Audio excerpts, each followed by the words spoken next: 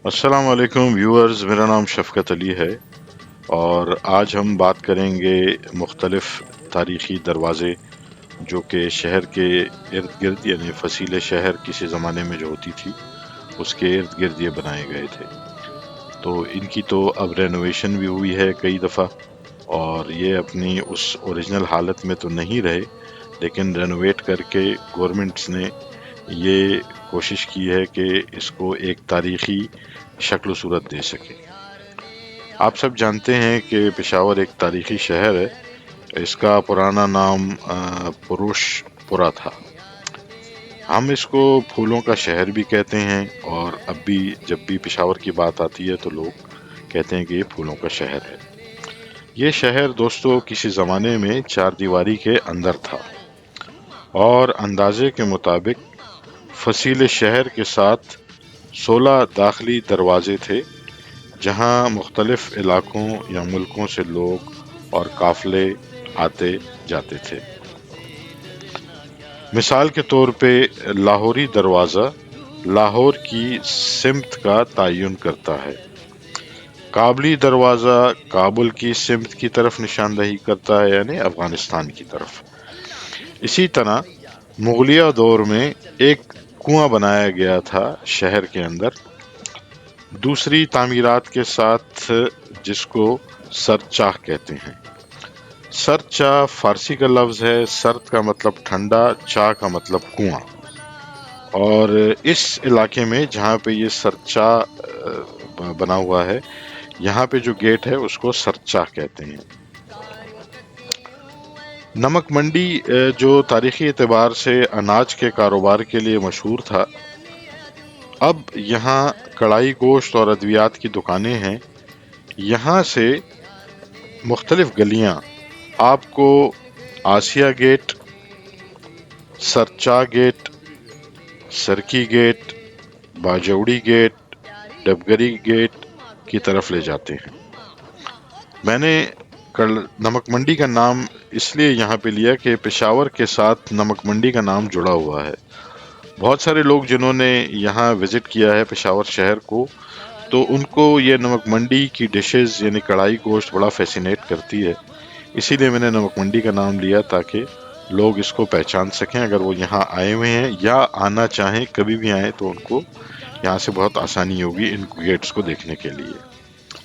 और ये जो दरवाजे हैं मेरे व्यूअर्स, ये बेसिकली शहर की हिफाजत के लिए बनाए गए थे, लेकिन जूं जूं आबादी बढ़ती गई और आबादी के साथ ट्रैफिक भी बढ़ता गया, तो अब इन दरवाज़ों की अहमियत वो नहीं रही है जिसके लिए ये बनाए गए थे।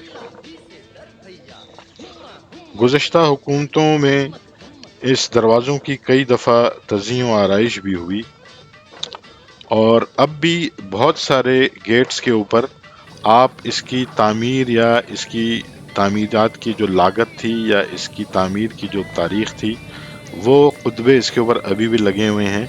और उस वक्त जो भी सियासी लीडर्स थे जिनकी वजह से ये बनाया गया था या जिनके मंसूबों में ये शामिल था, उनके नाम अब भी इसके ऊपर लिखे हुए हैं।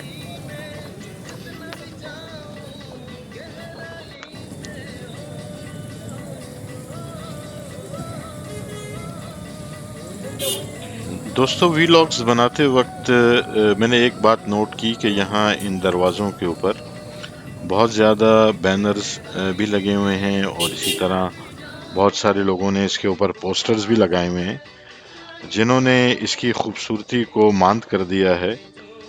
और मेरी एक सजेशन है उन सारे दोस्तों भाइयों से जो इसको देख रहे हैं कि अगर वो यहाँ इस शहर के रहने वाले वासी हैं तो कोशिश करें कि इनके ऊपर कोई पोस्टर्स या सियासी बैनर्स या इस तरह की कोई और चीज़ें ना लगाएं, ताकि ये अपनी खूबसूरती को इसी तरह बरकरार रख सकें। ये हमारी तारीखी विरसा है और इसको ऐसा ही होना चाहिए जैसे कि ये लग रहा है। आप देख सकते हैं इस वीलॉग्स के अंदर बहुत सारी जगहों में आपको बैनर्स नज़र आए होंगे। मैंने कोशिश की है कि मैं दरवाजे के बाहर से यानी शहर के बाहर से जो दरवाज़ा नज़र आता है उसका व्यू और शहर के अंदर की तरफ जाके उसका व्यू दोनों ही ریکارڈ کر سکوں اور اپنے ویورز کو دکھا سکوں. تو انشاءاللہ میں میرا مقصد صرف یہی ہے کہ اس شہر کی جو تاریخی حیثیت ہے وہ سب کو پتہ چلے اور سب یہاں پر آئیں، دیکھیں اس شہر کی خوبصورتی کو، اور اس کے بارے میں جو غلط رائے ہے وہ منفی رائے جو ہے وہ پازیٹیو رائے میں تبدیل ہو جائے.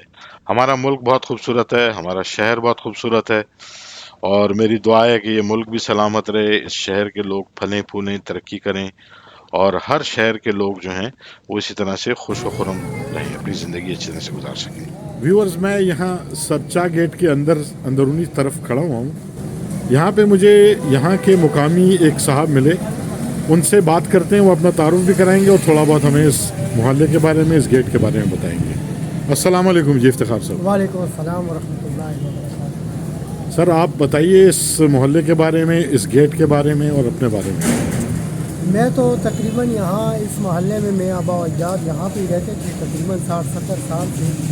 جی اور اس جو گیٹ کی جو تاریخی حیثیت ہے جی.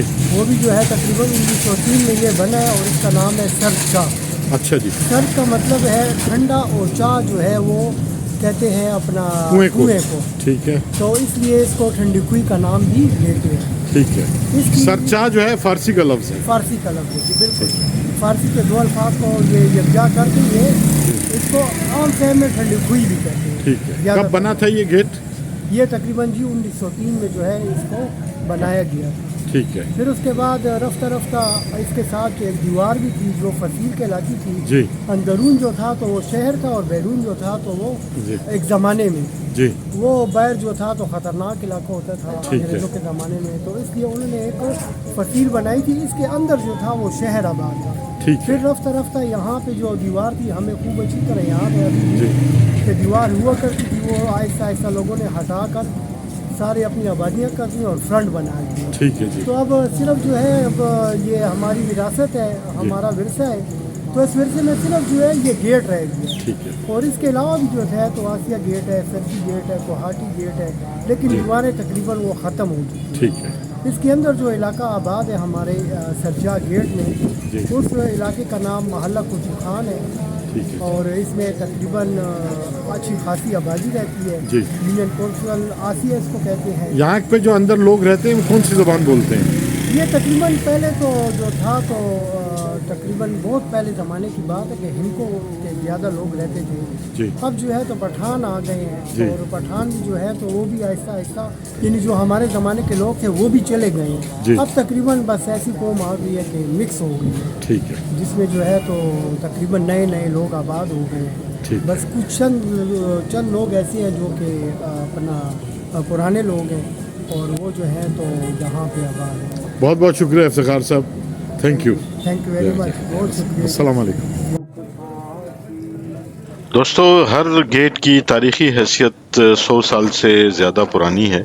اس وقت میں یہاں آسیہ گیٹ کے پاس آیا ہوں. آسیہ گیٹ بالکل اپنی اچھی اور اوریجنل شکل میں ہے، کیونکہ اس کی اونچائی آپ دیکھ سکتے ہیں کافی کم ہے. میں تھک ہار کے یہاں پہ ایک ہوٹل میں آیا اور یہاں چائے بھی پی. آپ کو پتہ ہے یہاں کی جو چینک ہے اور پیالیاں وہ مشہور ہیں.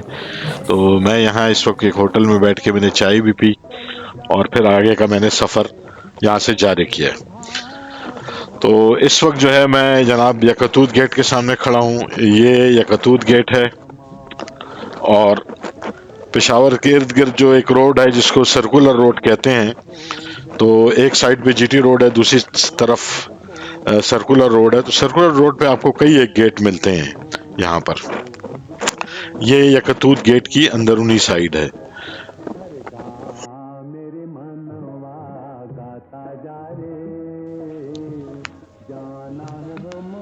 دوستو، یہیں سے آپ اگر باہر سرکولر روڈ کی طرف سفر کر رہے ہوں تو آپ کو بہت ساری جگہوں میں شہر کی پرانی جو فصیل تھی اس کے آثار آپ کو نظر آتے ہیں.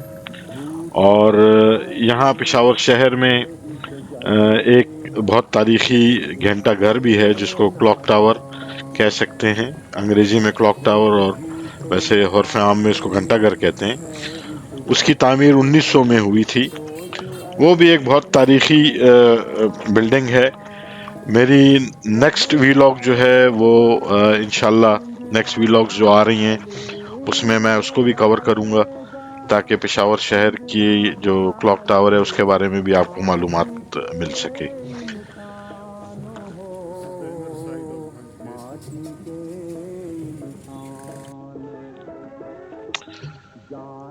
ویورز، جتنی بھی ویلاگز بنتی ہیں اس پہ ہر یوٹیوبر کی بڑی محنت شامل ہوتی ہے، اور انہی میں سے میں بھی ایک ہوں۔ اس ساری انفارمیشن کو اکٹھا کرنے کے لیے کئی کئی دن لگ جاتے ہیں، اور اس کا جو ڈیٹا ہے اس کو کمپائل کرنے میں بھی بڑی محنت ہوتی ہے، اور صرف وہ اس لیے ہے کہ اپنے ملک کے مختلف شہروں کے بارے میں، مختلف جگہوں کے بارے میں صحیح عکاسی کی جا سکے۔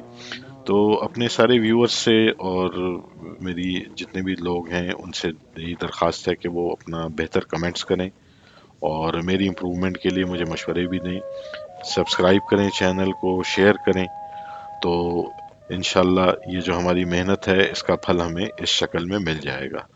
آپ کا بہت بہت شکریہ آپ کے واچ کرنے کا، تھینک یو۔